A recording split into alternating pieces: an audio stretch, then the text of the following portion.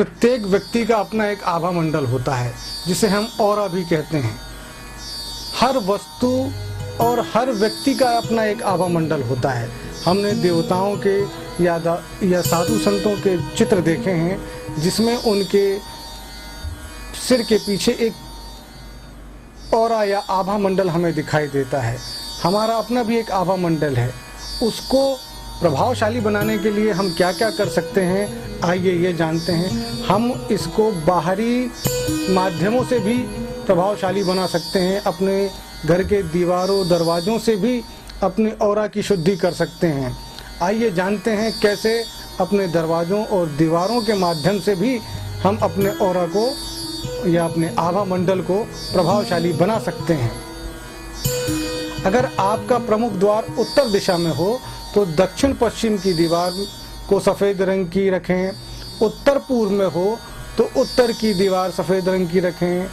पूर्व में हो तो पश्चिम की दीवार नीले रंग की रखें। दक्षिण पूर्व में हो तो उत्तर पश्चिम की दीवार को नीले रंग की रखें। दक्षिण में हो तो उत्तर पश्चिम की दीवार तथा दक्षिण सफ़ेद तथा पश्चिम की दीवार पीले रंग की रखें। दक्षिण पश्चिम में हो तो उत्तर एवं दक्षिण की दीवार सफ़ेद रंग की रखें। पश्चिम में हो तो दक्षिण में पीला रंग करवाएं। उत्तर पश्चिम में हो तो दक्षिण की दीवार पीली करें। अपने प्रवेश द्वार पर 2 इंच की ऊंची दहलीज रखें और वह दहलीज लकड़ी की होनी चाहिए। प्रवेश स्थल को साफ सुथरा और ठीक रखें। प्रवेश द्वार के सामने बाथरूम का दरवाज़ा नहीं होना चाहिए। अगर ऐसा हो तो प्रयास करें कि उसका दरवाज़ा दूसरी तरफ खुले अथवा उसके दरवाजे पर बांस की चिक का पर्दा लगा दें। घर के अंदर के दरवाज़ों के सामने कचरे का डिब्बा ना रखें। घर के किसी भी कोने में अथवा मध्य में जूते चप्पल या जिसको हम मृत चर्म कहते हैं ना रखें। जूते रखने का स्थान घर के प्रमुख व्यक्ति के कद का 1/4 होना चाहिए।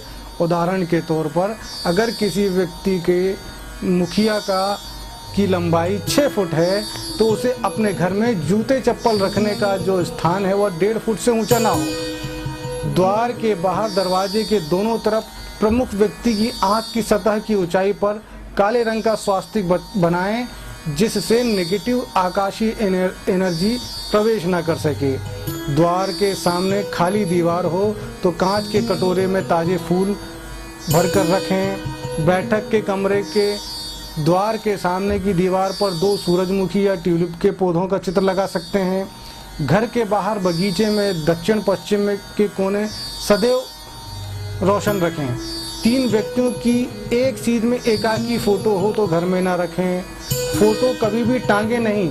अगर दीवार में टांगना हो तो उसके नीचे लकड़ी का एक पट्टी लगा दें। बाथरूम की ओर ना हो, बाथरूम द्वार की ओर कदापि ना हो फोटो। सीढ़ियों की ओर भी ना दिखें। तलघर में कभी भी परिवार के सदस्यों की अथवा ईश्वर की फोटो न लगाएं। उपहार में आई हुई कैंची अथवा चाकू को ना रखें, चाहे वह मायके से ही क्यों ना आई हो। उत्तर पश्चिम में तेज रोशनी का बल्ब ना जलाएं।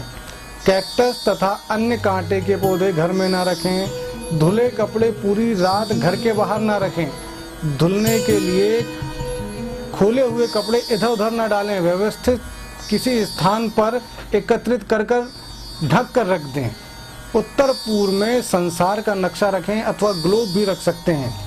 पूर्व तथा उत्तर में नीले तथा बैंगनी फूल सजाएं। पश्चिम में सफ़ेद फूल रखें। दक्षिण में पीले लाल फूल रखें। कमरों के द्वार के सामने बिस्तर न लगाएं। रसोई में पानी कभी टपकता ना हो, इसका ध्यान रखें।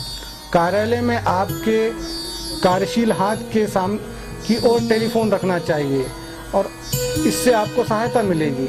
कार्यशील हाथ की ओर कागजों का ढेर ना लगाएं। टेबल के नीचे कचरे की पेटी ना रखें। यह आपके चमकते प्रभा मंडल में व्यवधान डालती है। कार्यस्थल में आपकी बैठने की कुर्सी के पीछे कोई सामान ना रखें तथा कोई खिड़की भी ना हो और नाखूनों को जल में बहाएं।